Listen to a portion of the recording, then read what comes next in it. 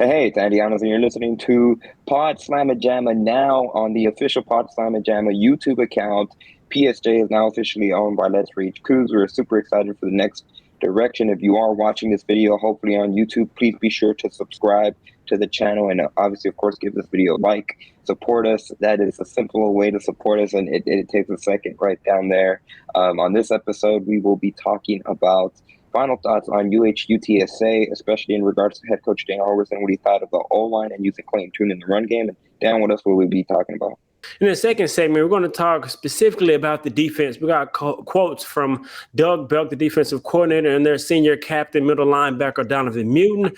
Third segment, we're going to dive into the matchup with Texas Tech down in West Texas. But like Andy said, make sure you hit that subscribe button, like, and comment. We need you guys, and we appreciate all the support, you guys. Let's get into it, Andy.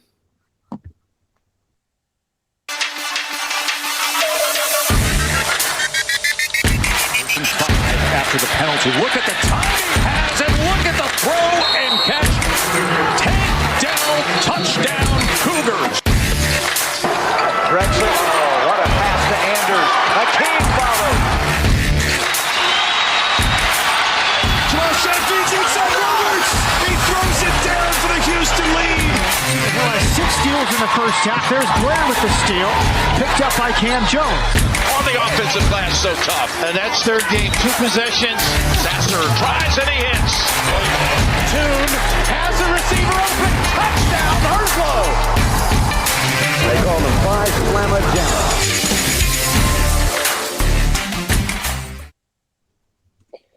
So, Da'Yon, let's get right into it. And one quick thing that you did mention before we did that cold open, like you said, thank you to everyone that has already subscribed.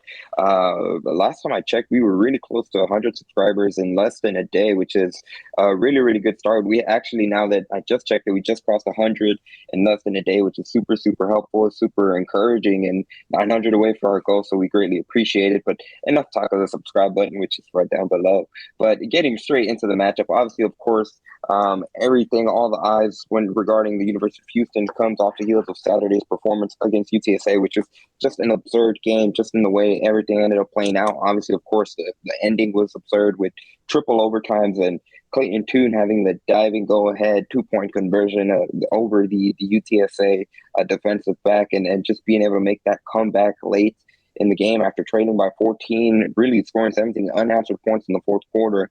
And Dan, before we get into any of the clips, what were your main takeaways from Saturday's game against UTSA? My main takeaway was the poise of this team. They look like a veteran team, and they look like a team that definitely take that next step in regards to not giving up, not quitting, playing play-by-play, and just showing that resilience. That was some of my main takeaways. The defense kept fighting, the offense kept fighting, and they kind of leaned on one another. And when offense made a play, the defense made a play, and it all came together. Special teams, all 3 phases of the game, all really did their part. But the main thing I took away was their resilience. That team in years past would have found a way to lose that game. This year, new team, new leadership, and veteran leadership highlighted by Clayton Tune, and he definitely took over that game and led by his resilient play. Absolutely. And I think one thing that it's been new with this team, and this is the first time that I've heard, apparently they have a new motto that they live by, and Dana Holgorsen touched on it during his availability on Monday. Clayton Tune repeated it and kind of reiterated it on Tuesday when he talked to reporters, and he said the motto that Houston lives by this season is when they're even, so when the score's tied, their motto is to execute and compete. When they're down, their motto is to not panic, and when they're up, their motto is to not coast. And like you said, against UTSA, when they're down 14, they certainly didn't panic, and they took advantage. I think this is the most important thing. They took advantage of the mistake that UTSA did, which was, they were able to get the stop on the 4th and 2 when Houston was in its own territory. They gave Houston a first down, and they made them pay because after that play, they took control of the momentum. They went down the field, they scored, cut it to 7, and then the defense made plays. And obviously, of course, we'll get into more specifics about what happened towards the end of the fourth quarter and into overtime. But overall, I think, like you said, that was a tough really first test for Houston on the road in the Alamo Dome, which there were just under 40,000 people there, but they were certainly really, really loud, which is something that Clayton Tune touched on. It made it difficult for Houston to be able to do a lot of stuff they wanted on offense. In particular, playing up tempo is something Clayton Tune said. Obviously, of course, when you talk about the offense, one of the key groups for Houston was that offensive line, which was a bit shaky in the first three quarters, but to their credit, they were much able to clean up the mistakes that they had done in the first three quarters and the fourth and overtime periods. They did a really good job of protecting Clayton Tune and being able to give him time to make plays. What did you see from the offensive line? I saw the same thing. I mean, a group that stayed poised.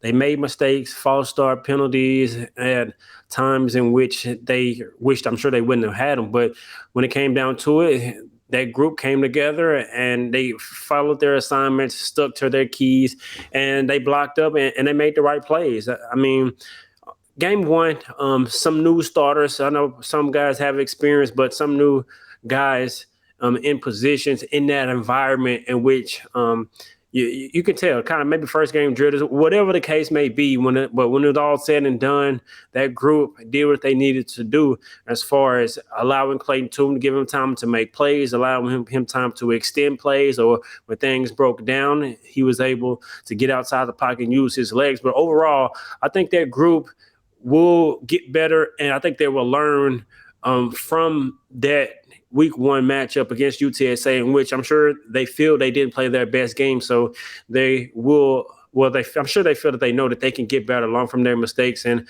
I think their lead up there, Patrick Paul, he's gonna lead them, and also Jack Freeman, their center, as well. I think both of those two guys are gonna really, really help get better against this tough test coming up this weekend. You heard what we thought about the offensive line. Here's what head coach Dana Holgorsen had to say that group on Monday. 3 quarters didn't block very well. Just inconsistent. I'm critical of not just the offensive line, but our blocking on the perimeter wasn't very good either. Our backs need to do a better job in pass protection. They weighted back too much, and UTSA's full steam ahead stuff kind of caved the pocket in a little bit, but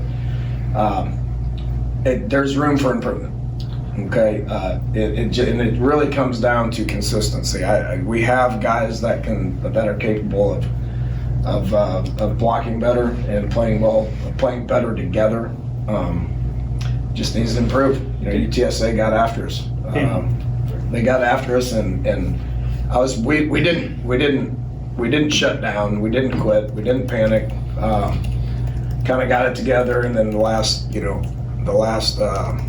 quarter and a third or whatever it was, we played a little better. So right there, we didn't shut down, we didn't quit, we didn't panic.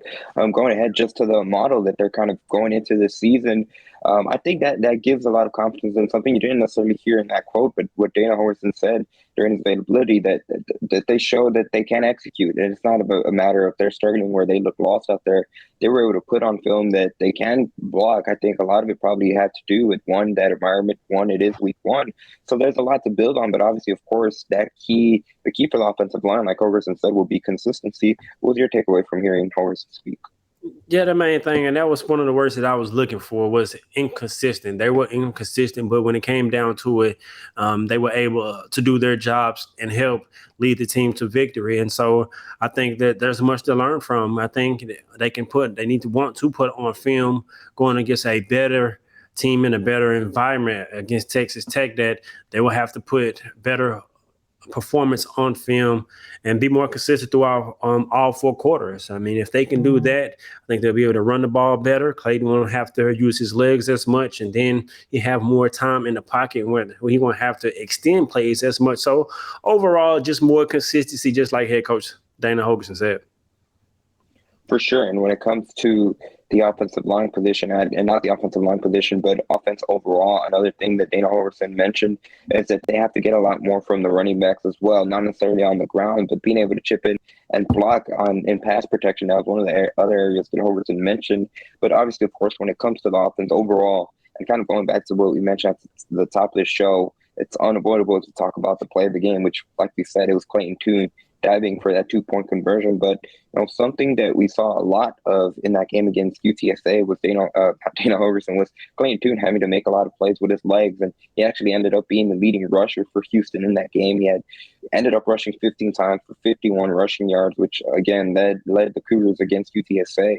Is there any concern long term? It's interesting that you'll hear it in a clip in a second where Tune was asked about it, but Dana Holgorsen said he wishes to be more strategic when it comes to those runs and not necessarily put Tune in harm's way. He even gave an example of how the starting quarterback for Texas Tech got injured in week 1, trying to be able to create something with his mobility, ended up injuring his shoulder. No, not really much of a concern to me because I think Brandon Campbell looked really well from what I've seen. So I think with Ta'Jon Henry, if he can stay more healthy, or with any of 3 of the backs that play, whether it's Snead, Campbell, or Henry, I think if their offensive line just give them more avenues, more holes to run the football, I think they have a better output as far as yards goes. But I think they were effective enough to make UTSA be honest. At the same time, you have to respect Tank Dell. I mean, regardless of the running backs are effective running the football, you still have to pay respect to Tank at all times, and also Matthew Golden. But of course, Tank is going to always drop most of the coverage because he is who he is.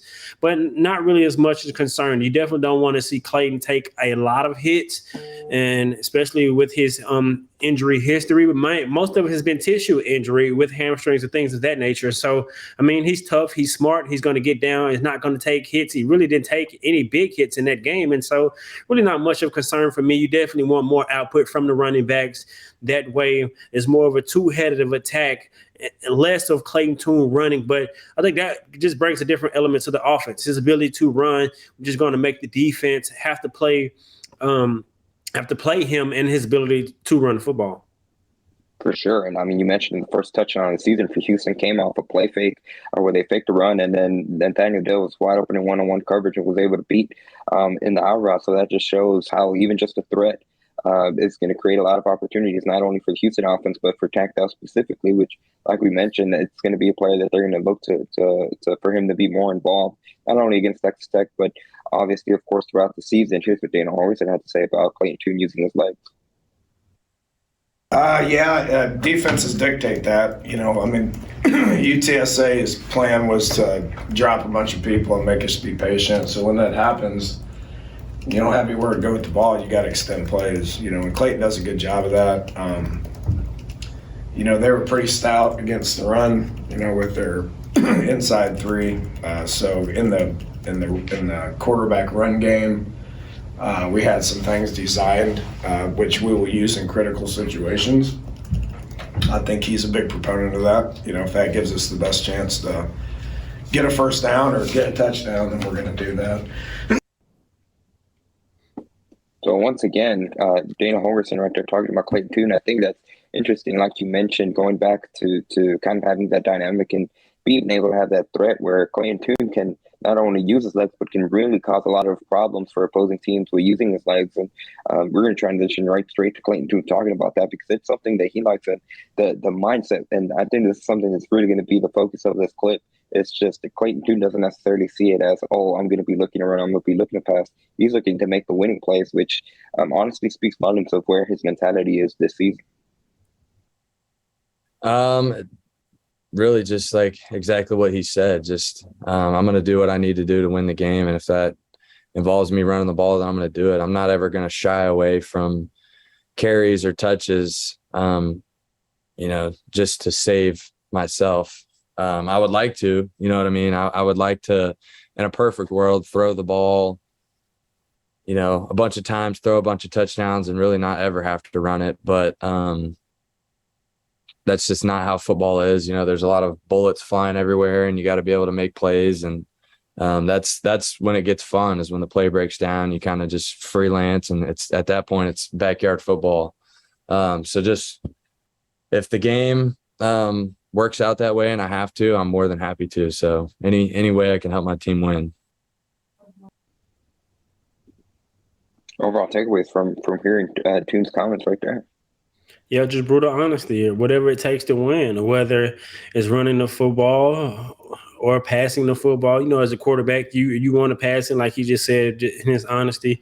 But if it comes down to it, like you said, that's when the fun happens. It breaks down. This time, whether it's run or extending the play, the routes, receivers just break off their routes and just get open. And so that's the fun aspect of it. And so, I mean, I like what I'm hearing for Clayton Tune. I mean, I definitely could tell that he's taking that next step in every aspect of his game, to preparing, to accuracy, to decision making, and to his just want to win, the will to win, that I should say. And so, I mean, I love what I'm hearing for Clayton, and I think running the football, when you got a quarterback who can do so, and when you have the numbers in the box, a lot of teams, like I just mentioned, and like Coach Holgorsen mentioned, are going to play coverage. When you have the ability to get a running back out in front of him, that gives you the extra numbers inside the box. That way Clayton Tune can have that extra room to get those first down yardage or to run it in, like you've seen in the game against UTSA. And so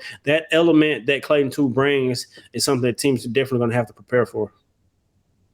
For sure. And I think the more thing that Houston will hold its head against and is really happy was that they were able to rush in total for 140 yards. And like you mentioned, Brandon Campbell, something that you mentioned, something that Dana Holgorsen talked about, how he really liked the rushes that he saw from him. He was right there with Clayton Tune in terms of rushing attempts. He rushed 15 times and was just right under with 49 yards. But I think overall they take that as a team, rushing for 140 yards. And like I said, it adds that multi-layer that it eventually is going to open up the passing game, which is what Houston wants to do. And especially, looking into Texas Tech, one of the things that Clayton Tune said is they're going to be looking to play much more up tempo, and that's going to be a big part of it. Being able to get up and down and have a successful rushing attack, whether it be with the running backs or, like you mentioned right there, Clayton Tune's not going to be scared to make a play for himself, for the team, if it's going to benefit the team and he thinks it's going to be the right play. And one thing I seen from Brandon Campbell was it was often at times where it was nothing there, but he's able to make that first defender miss and make something out of nothing and finish runs. And so those two things, what I've seen that stood out to me, and I was like, okay, he's really, really toting the rock and running hard. And so I think it's the 100-yard game coming from him brewing quickly as long as he gets those touches. More lanes, I think in the open field, he's going to make that defender miss, and he's going to finish runs to get those extra 2 or 3 yards. I really, really like what I've seen from him. Then Da'Yon Henry, we know what he can do when he gets out in the open field. He didn't get as many carries, a little nicked up, but he's going to be hungry against Texas Tech. And when he gets out in the open field, he's very elusive, can catch the ball, can run hard, like Jack Freeman mentioned last week, and his availability that although he's short in stature and height and weight, he still runs hard as well. And so I like the three-head attack. You definitely can tell we miss Alto, but there's no drop-off. I like our running backs. I definitely think Brandon Campbell really, really stood out to me from what I saw. And that's going to do it for our first segment. Coming right up on Pawd Slama Jama, we'll focus over on the defense and when defensive coordinator Doug Belk and Donavan Mutin, what their thoughts were on the defensive performance overall against UTSA. Don't go anywhere. You're listening to Pawd Slama Jama. Continuing on here on Pawd Slama Jama, Da'Yon and Andy here, of course, moving on. But before we move on to our next segment, make sure you subscribe. We now have full ownership of the podcast, and we want to reach our goal of 1,000 subscribers. So it only takes 1 second. Make sure you guys like and subscribe. We appreciate all your support. But let's talk defense. The defense did live up to the standard in which they set for themselves. Feel like they gave up too many points. Let's take a listen with what their captain, middle linebacker Donavan Mutin, had to say. So to answer your first question, how do I take the first game defensively? We gave up too many points. That's not our standard. They're really, really, really good. I'm not taking anything away from them. They're good enough to where we're not being who we need to be. They could beat us, and it almost happened. But just the confidence in our unit and who we are every day, they weren't good enough to go to overtime with us if we did not shoot ourselves in the foot as a team like we did. They're really, really, really good. And they made us better. So take nothing away from them and their preparation and their coach, man. They're solid, man. Hats off. But too many self-inflicted wounds, too many missed tackles, excuse me, too too many MAs, too many bad alignments, too many bad eyes, too many, on my part as well, not hustling it as much to the ball. Man, we can just get so much better. So that's how I take it defensively. How do I take it as a team? I'm glad that happened week one because it's going to make us better for any other encounter we come into. Because going triple overtime week one is everything you don't really expect. You expect to go in there for a war. We knew these guys weren't going to lay down. They're really good, and they're really hard to beat, there. So we knew that as well.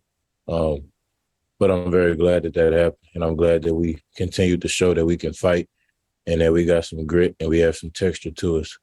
So I think that's a very positive thing. That's how I see it as a team. I think to emphasize in that clip, what you said before we went ahead and heard Mutin, I think that's the reason why Donavan Mutin's a captain right there, just hearing him talk.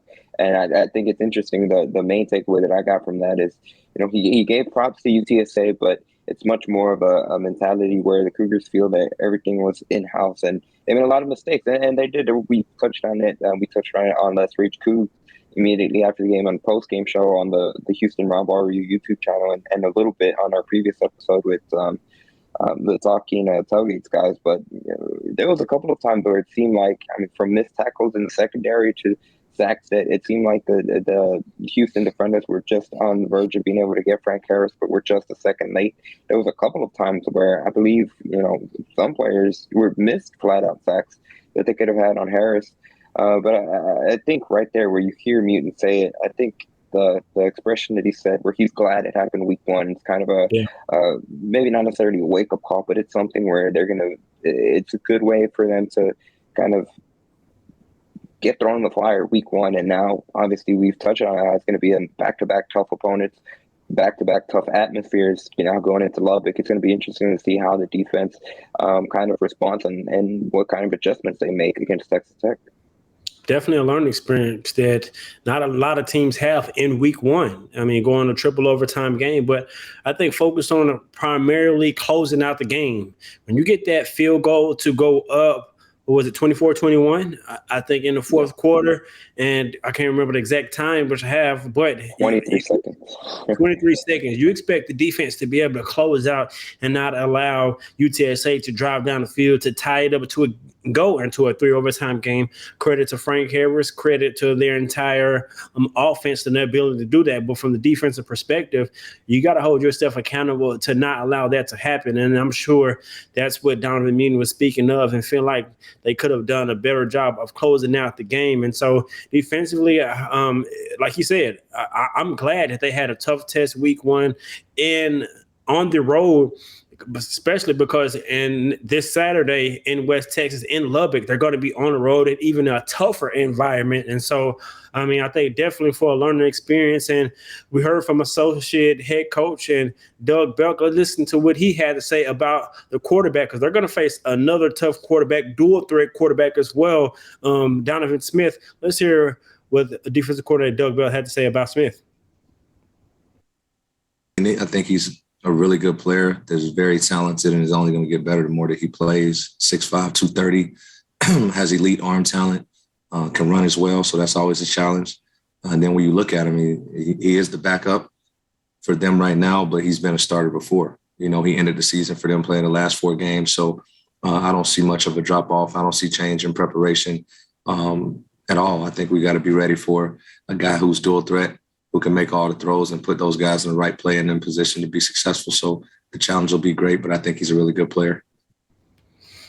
Honestly, Doug Belk's comments kind of mirror what the tailgate talks guys were able to talk about when it come. Obviously, their starter was Tyler Shutt, but when Smith was able to come into the game, they said that they felt like there wasn't exactly a drop off. Maybe there were times where Smith could do everything that Shutt could do, and at times maybe the playbook was even expanded.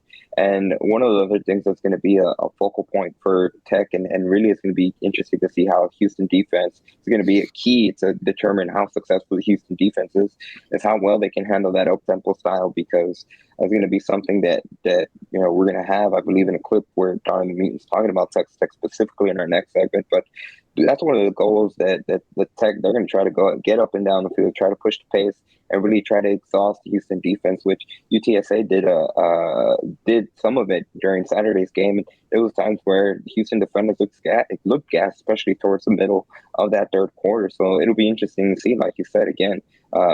Honestly, this probably couldn't have worked out any better for Houston, where they got a really, really tough test week 1.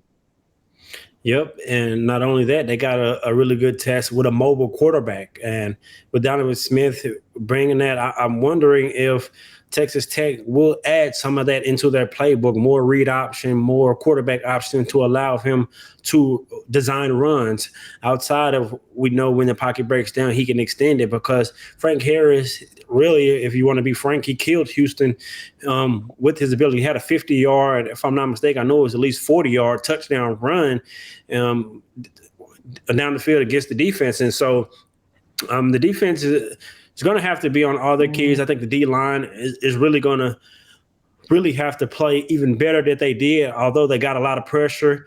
They affected the quarterback. They didn't get as many sacks, but they definitely affected the quarterback, making him move, making him step up in the pocket, get different throws. And I think that's the recipe that they should have this weekend. You want to pressure Donovan Smith, make him be erratic, be quick on throws, and not allow him to sit back there and pick them apart, and not allow them to complete pass, to get into their rhythm in those up tempo. And so one way to do that is incomplete passes. Defensive line maybe got to bat some balls down. If they can't get there, get your hands up. And also the linebackers got to rally to the football and tackle better. I think those receivers against UTSA did a good job of breaking tackles last week. And so Tech got some experienced receiver, experienced O-line, and some very, very explosive running backs, in which probably could be the best running back duo in the country. Yeah, real quickly before we fully transition over to Texas Tech, I want to leave off with one more soundbite from Doug Belk, and really where he talks about, it's kind of a process. He mentioned it, how obviously, of course, all the talk's going to be in how good the defense was last year. They have stuff they need to clean up after week 1, but kind of his goal is to continue to build on and not necessarily focus on one game. Not allowing one game to define what this defense, his identity is. He's still working on continuing to build that identity. The game well, was able to get on and off the field, transition well, made some big stops early in the game. We did not finish the game well, obviously, in a 2-minute drill. We got a lot of things to clean up, from personnel to substitutions that, that's on me. I'll get that cleaned up. And, our guys are motivated. They thought we could have played better in times, and they know things we did well and things that we need to do better. So that's our focus for this week, just focus on our upcoming opponent and focusing on what we need to do to get better each and every day. Is all that stuff you referenced a pretty easy fix? It's everything is a work in progress, you know what I mean? And, everybody keeps talking to me about last year. And I've said this many times, that we have a different team and we're trying to create an identity for this year. The biggest thing, we got 4 guys in the NFL off our defense last year right now. And it's a great opportunity for new guys to step up. Saw a lot of things that we liked, saw some things that we didn't like. So for us, it's just trying to, continue to build that identity. And as I referenced to our defense, we're at the foundation level of building something great. So we got to do things to continue to build the foundation and, play smart football and be great in situational football moving forward.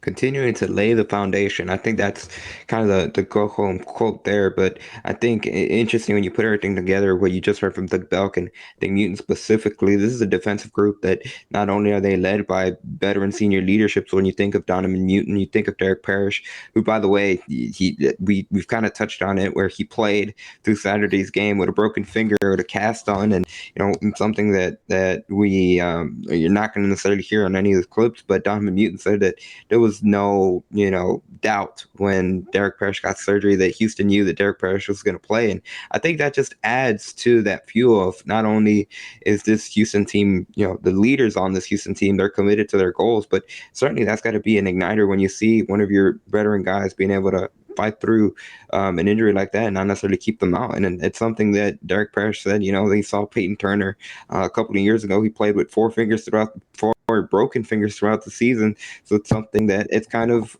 going back to the word for Houston, the culture that they've already established. And that kind of shows, where the foundation was laid and kind of continuing that going forward.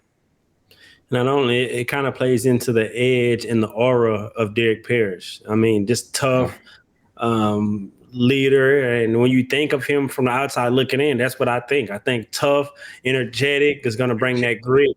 And so, I mean, I had expectations of him playing through that and also playing in Welch, in which he did that. I think he made the play of the game, in my opinion, was the tip pass, in which led to an interception, because UTSA had the opportunity to drive down the field and extend the lead back to a 2-possession lead. But he made that play in which Houston was able to get the turnover and capitalize on it and tie the game up. And so without that play, who knows how the game's ended. And so the defense replacing, I think, 4 guys in the NFL, it's tough to do. It's a new year, new group, but the standard is the standard, in which you hear them say a lot, and they hold themselves to a high standard, and they had success. You heard me say this before, where success becomes expectation. Now they expect to be good.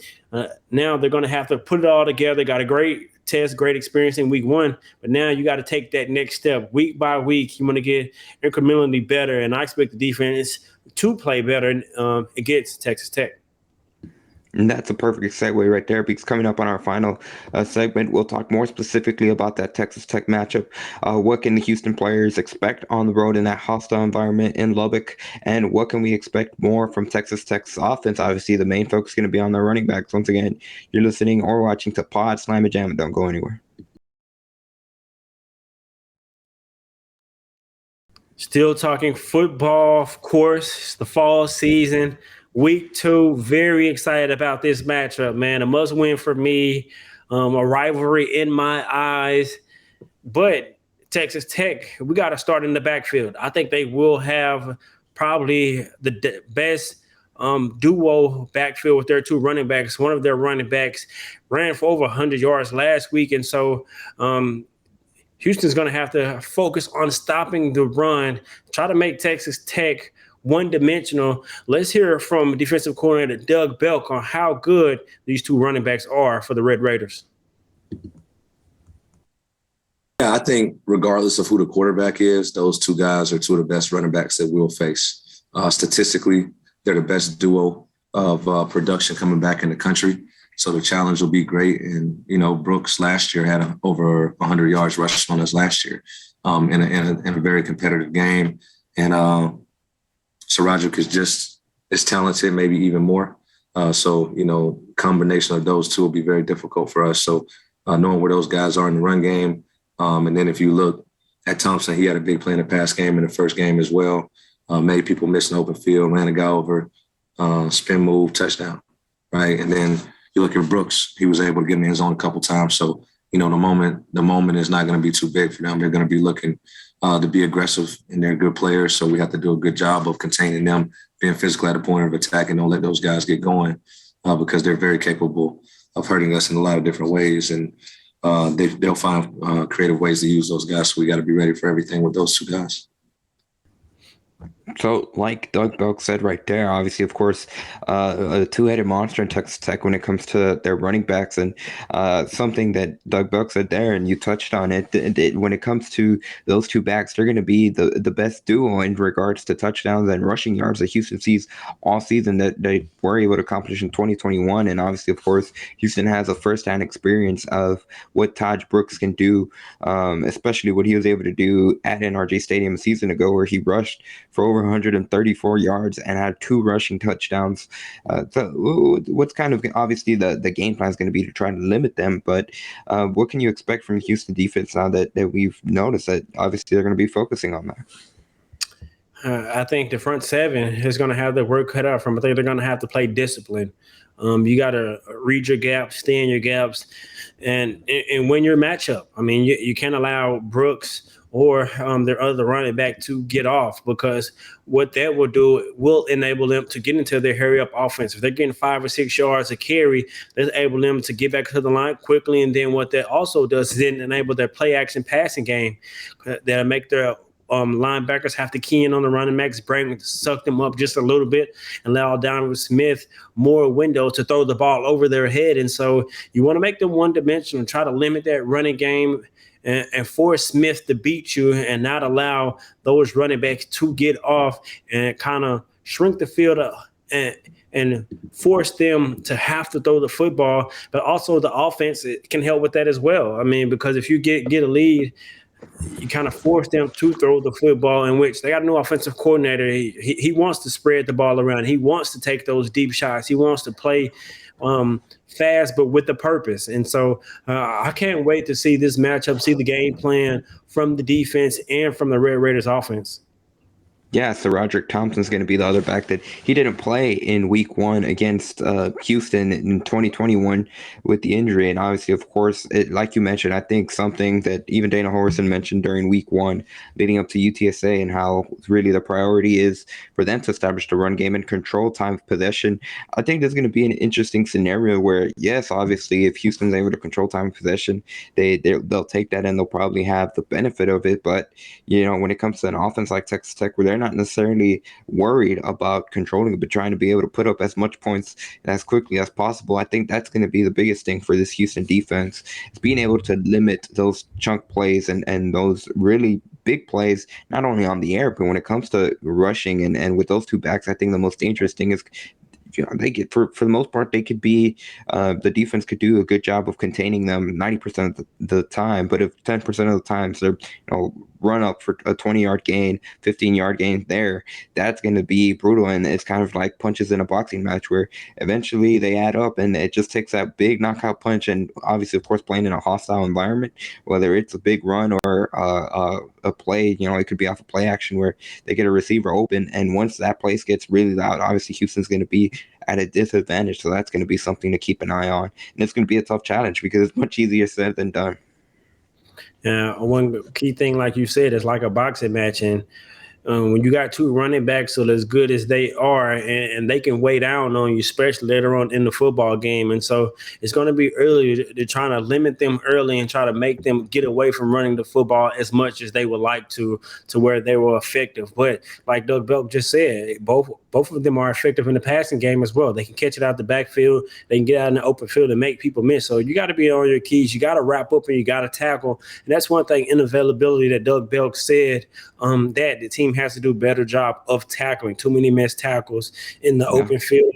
And like Donavan Mutin said, they have to do a better job of rallying to the football. And that's one thing that you saw last year. Whenever the ball was, you would see 4 or 5 red shirts rallying to the football and making a tackle. And so things like that, Houston's going to have to be on all their P's and Q's and not allow the Texas Tech to be able to open up their full offense running and passing the football effectively. You got to take one away.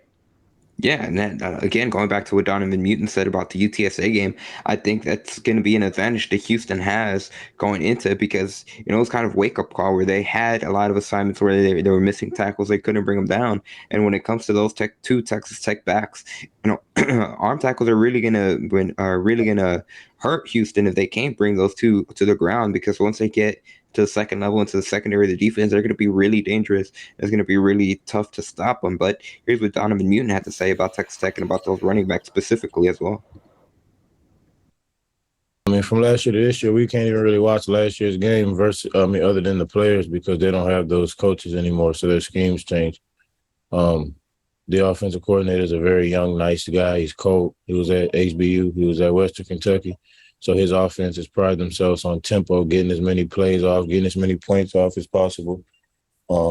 That's what they pride themselves on.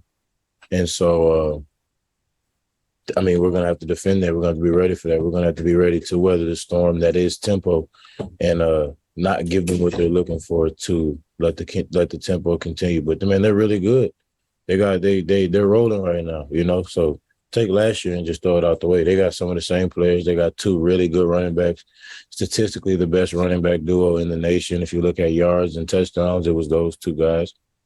And so they're really good, man. They got talent. Starting quarterbacks out, next man up, he's a guy as well. So there's nobody that we can look at lighter than anyone else. Man, they got a great head coach who I've known about for a long time. I don't know him personally, but people like him wherever he goes. And his players play really hard for him, and he's a winner. He's a good dude from what I've heard. A lot of my teammates were coached by him. And a lot of my friends who were at Baylor, they told me about the guy. So, I mean, they got a guy in front of them that's going to lead them that I'm pretty sure it's easy to get behind and play hard for, and they're going to play hard for each other, and they're not going to want to lose, especially to us, especially after coming down here and doing what they did to us a year ago around this time. So we're going to have to prepare at a high level if we think we're going to go up there and get a win, which I think we can, certainly. So we're going to have to be ready.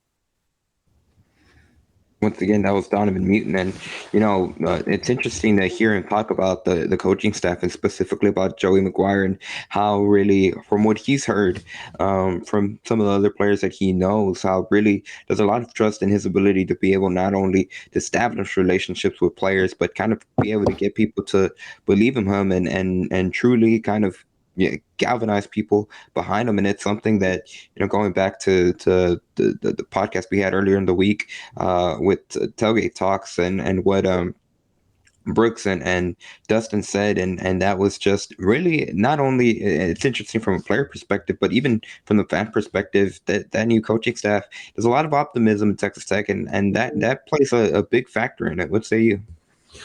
Yeah, plays a big factor in it. And one thing they talked about the coaching staff was his involvement with the fans on social media, engaging, and you're sure that trickles down in the locker room, engaging with the players in which that makes them want to play for you, things that Coach Doug Belk and Coach Holgorsen do really well for Houston. And so I can't wait for the matchup. I think the fan base for Texas Tech is going to be excited.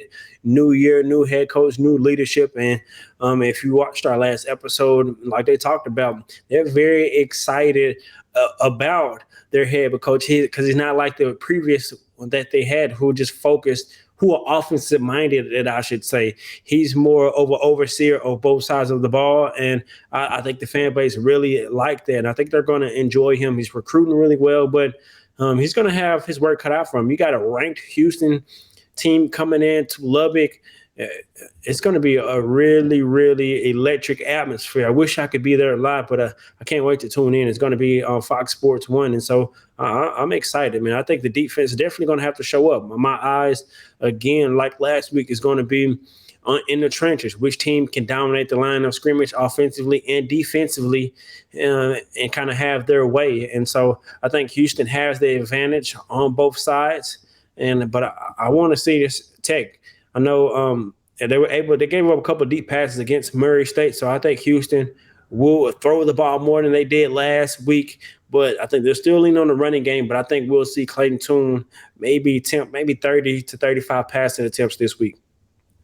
Yeah, for sure. And obviously, of course, heading into this matchup, it's going to be crucial. Like I mentioned earlier in the show, where Clayton Tune said kind of the emphasis for Houston is going to be to play a more up-tempo style.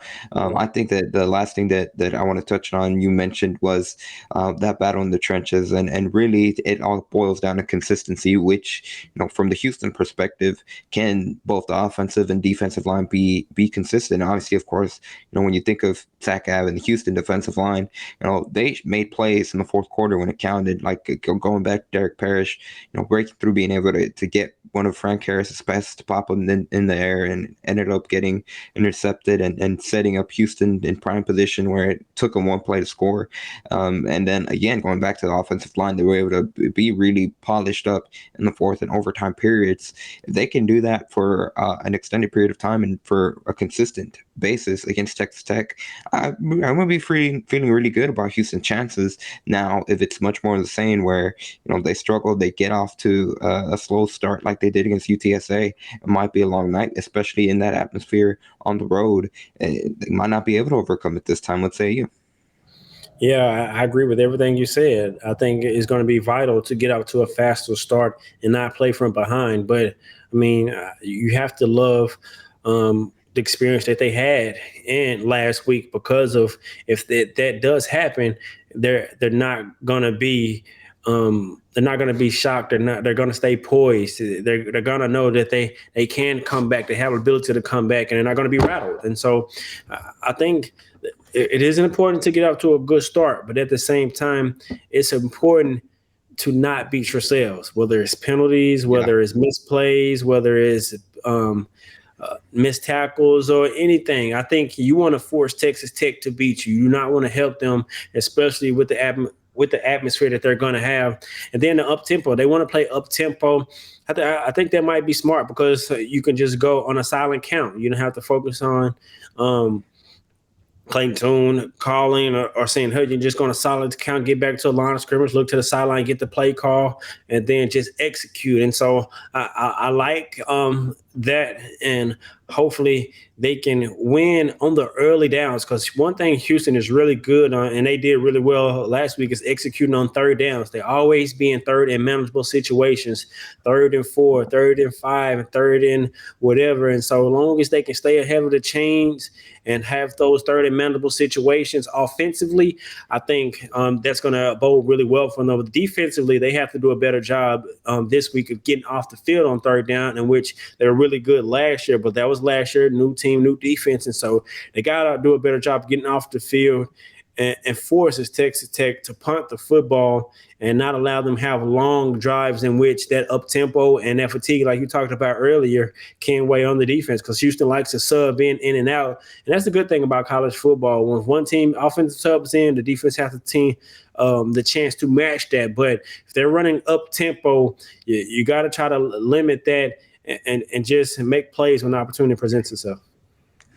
And that's going to do it for today's episode. So once again, if you haven't done so already, please be sure to subscribe to the new Pawd Slama Jama channel. It only takes a couple of seconds. You could go ahead and do it right now, and make sure to like this video, because it does help with the YouTube algorithm. And once again, thank you guys all for the support. For those of you that have already done it, be sure to follow us on Twitter at Pawd Slama Jama, and be sure to tune in to Let's Rage Cougs approximately 10 to 15 minutes following the conclusion of Houston, Texas Tech, regardless of the outcome. I'm sure it's going to be another fascinating show. And once again, that's Let's Rage Cougs, presented by 5 Star Properties.